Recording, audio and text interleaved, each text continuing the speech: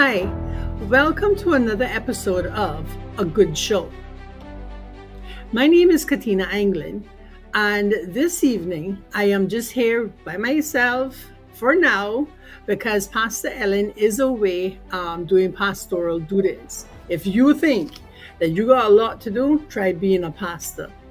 But with me is the Honorable MP for Bordentown West, Honorable Christopher Saunders. Good afternoon, Chris. How are you? Good afternoon, Katina, and it's great to be here again. And it's great to have you back on the show as well. So, last time you were on, we were talking about your parliamentary debate in the House back in November. And today we are going to talk about the Consumer Protection Bill. The full name of that is the Consumer Protection and Guarantees Bill, and it's a 2023 revision of that bill. Can you tell us just a little bit about the origin first of this bill? Sure. First of all, I need to thank the Law Reform Commission for the work that they did in creating this bill. I can't take credit for it other than the fact of just putting on the finishing touches. The bill was about 98% completed. The process started back in 2015. This bill was actually published in draft form back in 2016. And it's one of the things that have been sitting there for quite some time. And I just figured it's something that's needed. And it's kind of funny that you alluded to my parliamentary debate, because one of the things that I'd raised in that parliamentary debate was about strengthening the community pillar. So, I spoke about the three pillars that you have, basically being the community pillar, the economic pillar, and the political pillar. And so far, everyone has been focused on the economic and the political pillar, but the community pillar has been left behind. So this is just one of the steps in terms of enhancing or improving the community pillar that we have. Because it's kind of a little bit sad that here we are in 2024, where we live in a society where it's a consumption-based tax system. We have millions of companies here, and for whatever reason, a lot of them do not have certain protections that should be guaranteed. So this is really and truly trying to modernize and give the consumer some level of protection. But again, as I said, Katina, I can't take credit for the bill. The bill was pretty much done from 2016, and the only thing I'm just trying to do is to move the process forward. I think it's good that you pointed out that it was from 2015, which is actually the same year that the UK brought its Consumer Rights Act into effect. And so we see where there was an effort by Parliament, even nearly 10 years ago, to actually deal with consumer protections as well here in this country. But I must thank you for actually championing this cause, because you are so right. We are consumer-based without consumer protection. You talk about imbalanced. So tell me, what are the rights of the consumer in this consumer protection? Just to briefly walk you through the bill itself. The bill has 15 different sections and has over 100 different clauses. And just to give your viewers or your listeners an idea, Part 1 of the bill deals with the preliminary. Part 2 is the establishment and functions of the Consumer Affairs Commission. Part 3 deals with consumer complaints. Part 4 speaks to the rights of the consumer. Part 5 is consumer guarantees in relation to the supply of goods. Part 6, consumer remedies when supplier guarantee is breached. Part 7, consumer remedies when manufacturer guarantee is breached. Part 8, consumer guarantees in respect of services. Part 9, consumer remedies for breach of service guarantee. Part 10, duties of suppliers. Part 11, unfair trade practices. Part 12, unfair contract terms. Part 13, recall of goods. Part 14 deals with distance selling. And Part 15 is basically other miscellaneous stuff. So, and there's 107 clauses the bill has in its entirety. What I must say, Katina, is that since the bill was actually published or gazetted back on 18th October 2023, we went inside the budget session, and then Christmas came around. So we have been kind of focusing a lot lately on the consultant part. And the one feedback or the one criticism, if I'm going to be brutally honest, that we have gotten from the bill is that it does not deal with bank transaction. It does not deal with financial institutions. And we have been getting a lot of people basically saying that the banks need to be included in this bill. And while it is on the order paper for Parliament session beginning on the 26th of February, I must say that there's a very strong possibility that I will be pulling the bill for the simple fact that while I would love to get a feather in my cap to say that, I got a consumer bill passed, my conscience does not allow me to exclude the banks, because a lot of the feedback I've gotten, and it makes no use of gazetting a bill. You put it out there to get feedback from the public, and when the feedback come back, you ignore it. And the feedback that I've been getting a lot from just about every quarter, both from even business people in the business community and general public, is that the banks need to be included in this. I have since asked Dr. Steve McFeel to look at maybe drafting something for me as an amendment to this bill to deal with the bank transactions. The banks need to be included, just in a nutshell. I agree. I'm going to be very cautious with the use of the words bank robbery at this time, but there are some actions by the banks that makes you to wonder really what is happening in this country. The banks, for the most part, are pretty much left unreined and do as they choose to do, and it's very unfortunate how quickly one can lose their house in this country. But if you also look at the banking fees that you're being subjected to at this time, and the fact that the banks are already paid for their services, but still charging additional fees. For example, one of the things I sent you a message on back in 2023 was the bank that the government does its business with, charging individuals for cashing a government issued check. The government is paying them for those services and has paid for that check and stamp duties and stuff that are paid on checks. To then turn around and charge the person who's cashing the check for cashing the check, to me is double dipping. And I remember when cable and wireless was stopped from double billing the receiver and the caller. Call the party. Yes. So I'm delighted to hear that the banks are also going to be included in it. But the thing about this, Katina, while we're on this subject, if you look at the Monetary Authority Law or the Monetary Authority Act on page 13, just to read a section here for you, it says we're speaking about the principal functions of the authority, referring to SEMA. In section 3, it says, in performing its regulatory functions and its cooperative functions, the authority shall, in addition to complying with the requirements of subsection 2, endeavor to promote and enhance market confidence, consumer protection, and the reputation of the islands as a financial center. So you can see that within the Monetary Authority law, that it actually speaks about consumer protection. And originally when they published the bill, I remember one of the first persons that reached out to me, like literally the same day when I announced that it was gazetted or published, was Dr. Steve McFeel, and he says, Chris, I see the banks are excluded from it. And the original intent at the time was we're to look at separate legislation just to deal with the banks. But now that we're looking across other jurisdictions in the Commonwealth and also in the Caribbean, we're basically seeing that the regulatory bodies now are also now focusing not just on prudential regulations where banks are concerned, but also on consumer protection. So at least this will bring Cayman in line with global standards. And it's kind of nice where, we endeavor to have global standards and just about everything financial services related. But when it comes on to the employee, things like maternity leave, things like vacation leave, things like having a net, will maintain the same international standards. So my goal that as part of increasing and improving the community pillar is to focus a lot more on stuff that would actually touch on the individual.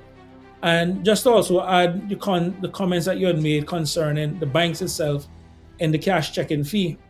I had raised this issue in my first term, and the reason it ended up on my radar was, if you think about mothers who are getting child support or maintenance, in some cases where they're getting that check on a weekly basis, people Yeah. are paying, or basically being paid.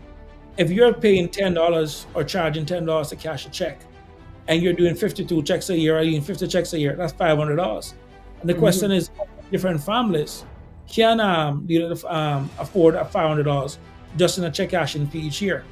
And then, so one of the things, when I was the Minister of Finance, one of the things I actually looked at was actually put out to bid government banking services. So we actually put that out to bid, and there was, I think, a different bank that was actually chosen, and that's one of the things that we wanted to address in the bid, where once someone goes to cash a government check, it wouldn't basically include any of those different additional fees. I don't know I don't know where the government is in terms of that, but we did the tendering process, and different bank was selected, but I have since yet to get an update as to where they were in the process.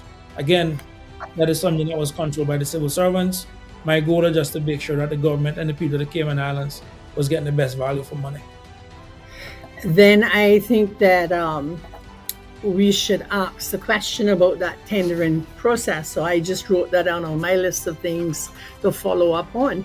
And not just when we think about the single mother receiving maintenance through the court system and such, but when you look at the number of individuals who receive NAU, cynical reimbursements, and having to pay for a service that government is already providing, and you're talking about, for most part, middle-aged family members who are providing care and overseeing care for elderly Caymanian family members and parents, and they're qualifying for cynical through NAU.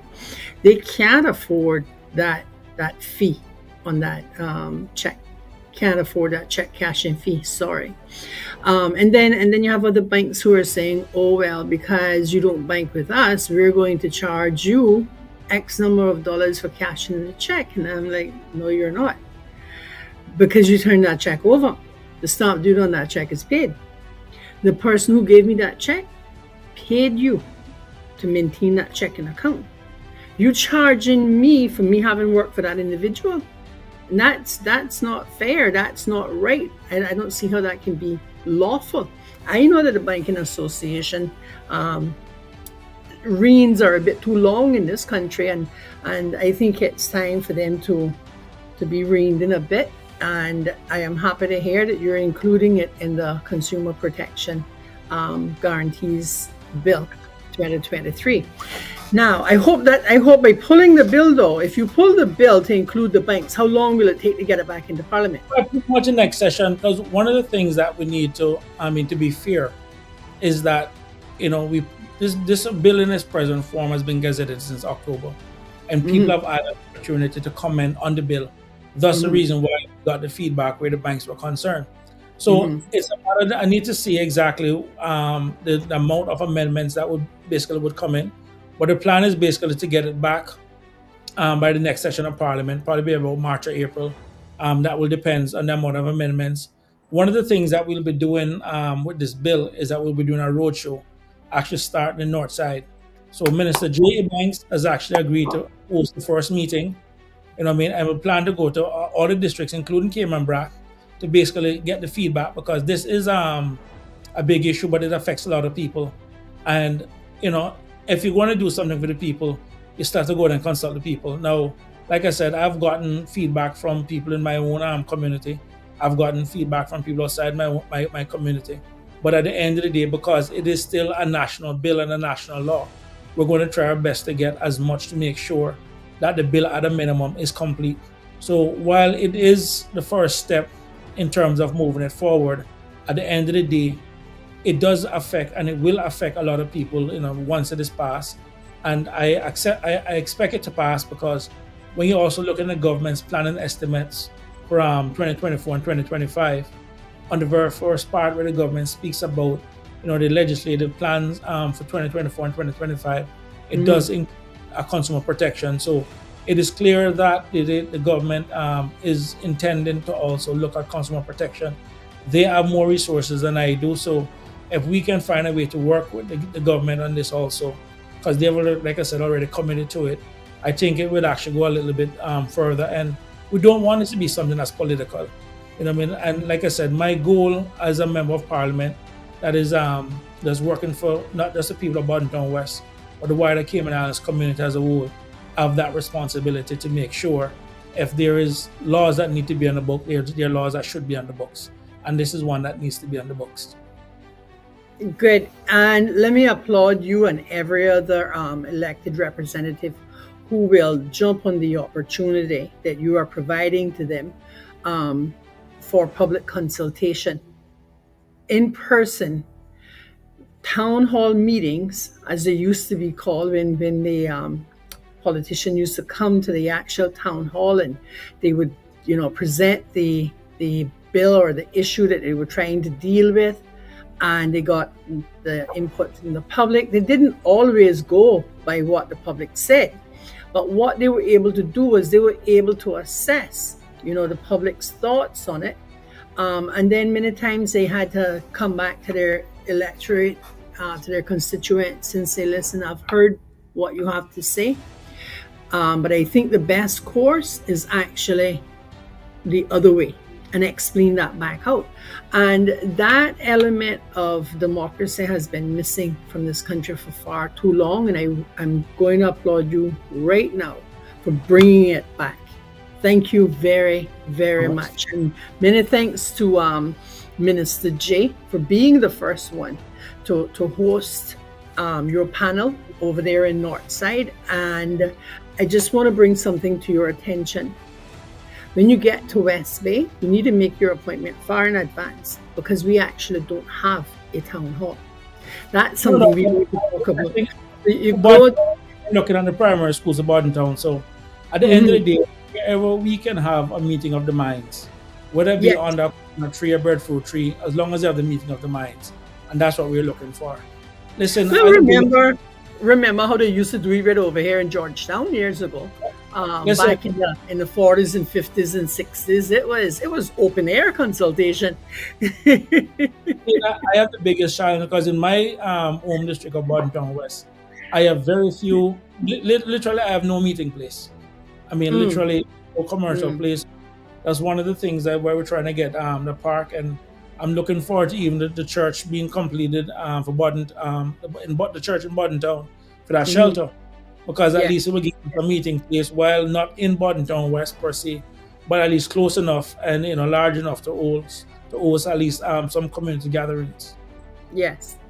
Now, you were recently on For the Record show with O.C. Connor, and you were also on with Dwayne Sterling Ebanks on Talk Today with Dwayne Sterling. Can you elaborate a little bit about the discussions that were on those shows? Well, pretty much it's just like what I'm doing on your medium is to increase the public awareness with regards to the Consumer Protection and Guarantees Bill. One of the things, most of the bills that we deal with, if you look at even our common order paper, a lot of it deals with issues within the financial services industry. And as such, the wider Cayman community as a whole, outside of the business community, where the consultation would have basically taken place. So most of the time, it comes on to bills that deal with financial services. It is sent to a lot of the financial services providers who basically the bill would affect, and they would have their feedback and have their consultations with those people, plus other concerned people within the community. In this situation, because it is a consumer bill, one that is geared towards the public, the general public per se, and not just a niche, this little bill affects everyone, every Caymanian, and everyone who calls the Cayman Islands home or consumers.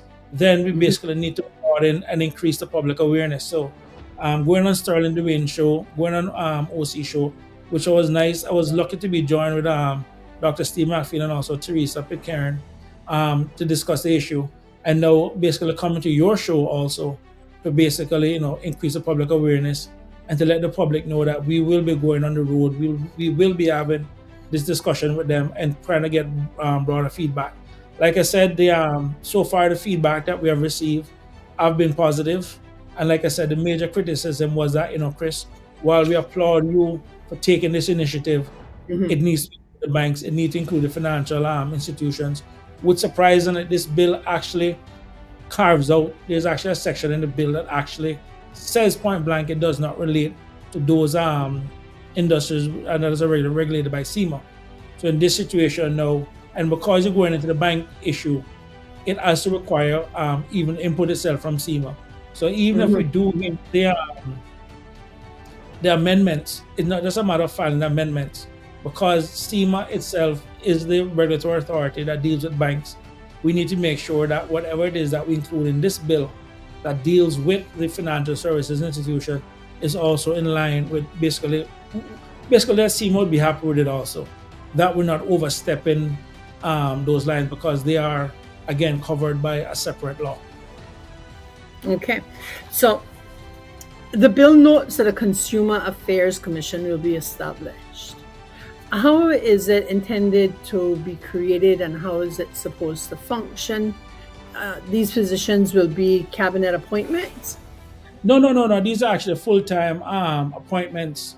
One of the things that actually, one of the feedback I received that I'm also giving consideration to, while it speaks about setting the commission, and then the commissions can go out and hire the relevant staff, including director and other staff that would be needed. One of the feedback I have received from one particular member of the public, which I think was actually to speak about a consumer advocate general, where in a sense you want someone with almost like a ombudsman type power to some extent. And someone even went on to go as far as to even suggest something like Ezra Miller would be perfect for that kind of role. But you do need someone with that kind of disposition that is really strong to the public. Because at the end of the day, one of the things you got to recognize is that in some cases you are dealing with people with deep pockets. If you look on the laws that covers the utility regulations law, they have their consumer protection law already included within their standalone bespoke legislation. The challenge is when you look at that industry and you look at the utilities company, you're talking about very deep pockets. Companies that multi-million, in the hundreds of millions to some extent, and in some cases even billion-dollar type companies if you go and look at their parent company balance sheet and everything else.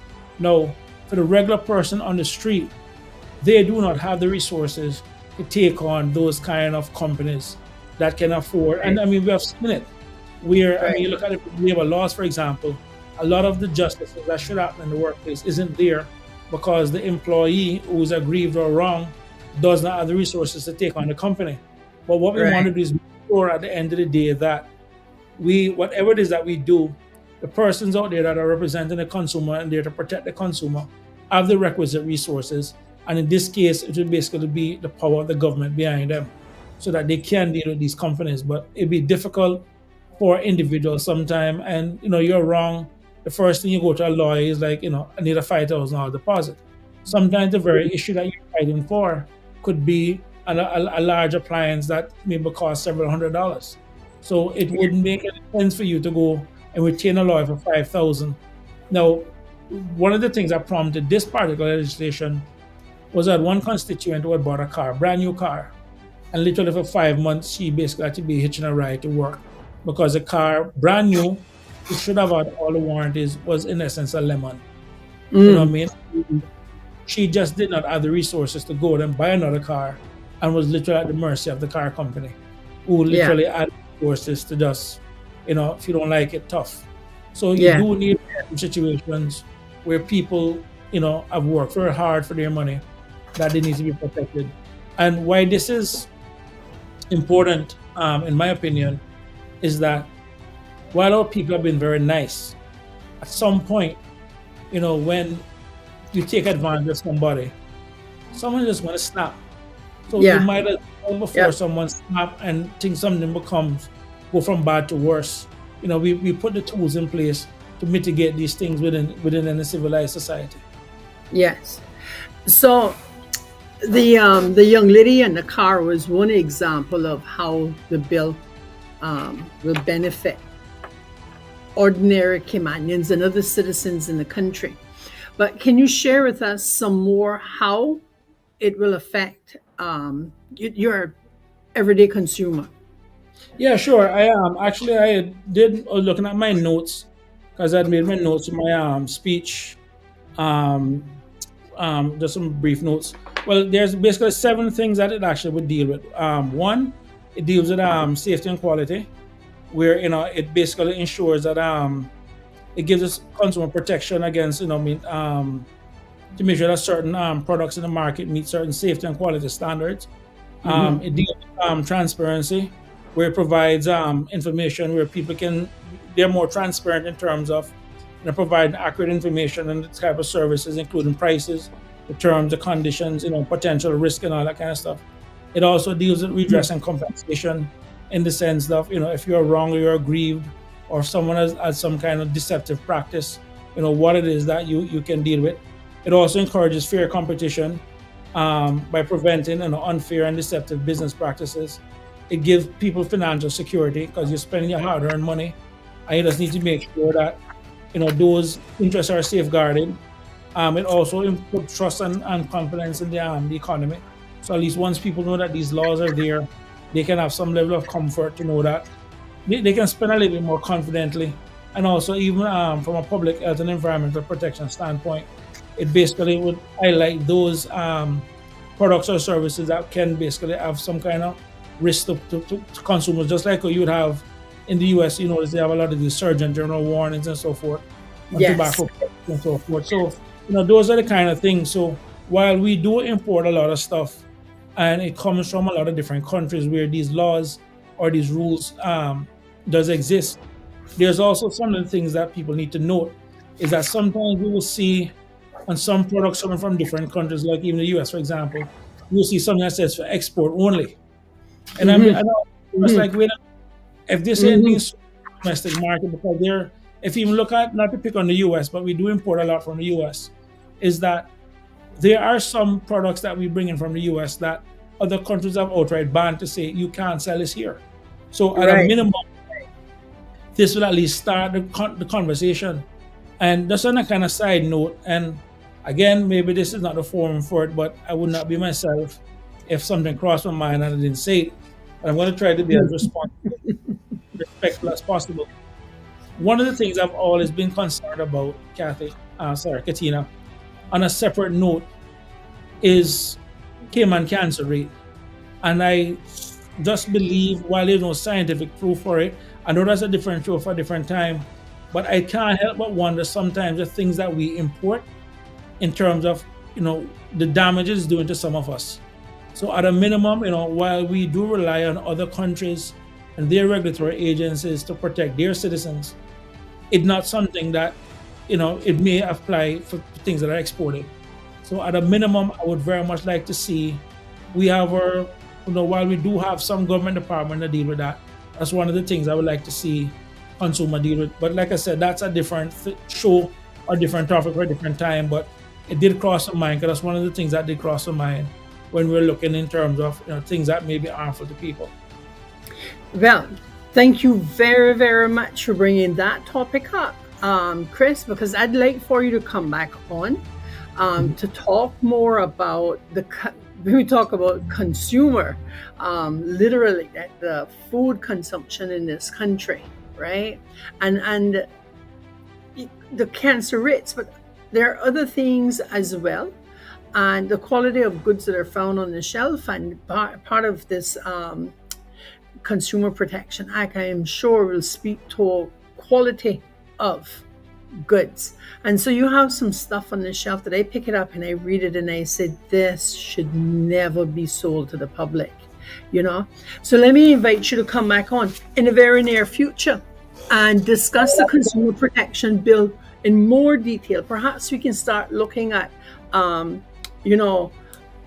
what affects the broader population first and continue to drill down into the consumer protection bill. And I want to also invite the public, please pay attention to when the consultation times are in the various districts and make an effort. It may be something that it may be a situation in which the meeting in Northside is the only night that you're available to go. Make that effort and drive out there to Northside and go to that meeting. And here's the reason why. What was the last time you had the time to drive to Northside? Anyway, what was the last time that you had the chance to participate in democracy and in something that actually affects you personally? So, any closing words, Mr. Saunders? Yeah. One of the things I hope for is that as soon as we finalize the amendments that deal with the banks, I would very much like to come back on and possibly maybe invite Dr. Steve McField to join me at that point, because he's the person that I've asked to assist me in terms of writing the amendments to deal with it. So I would like, once that is done, we would like to go then probably engage the public once again in terms of those amendments per se, just to at least give the public a chance to opine and offer feedback on those amendments. The show is open to you to come back on to deal specifically with that part, but it's still open to come back on and we can dig into the other areas that are not subject to amendments at this time. Honorable Chris Saunders, I want to thank you very much for coming on to a good show today. And to our viewing and listening audience, thank you so very much for being a part of a good show. You can watch a good show on Channel 33 Logic, Cayman Life TV, each Sunday and Tuesday at 7 p.m. Join us again for the next episode of A Good Show. A Good Show is brought to you by the kind donations of private sponsors like yourselves and the support of companies such as Media Warehouse, 7 Miles of Grace, H. Philippi Bank's Attorney at Law, Dragonfly Cayman, and others. To become a sponsor, an advertiser, or to make a donation, email agoodshow@christian.ky.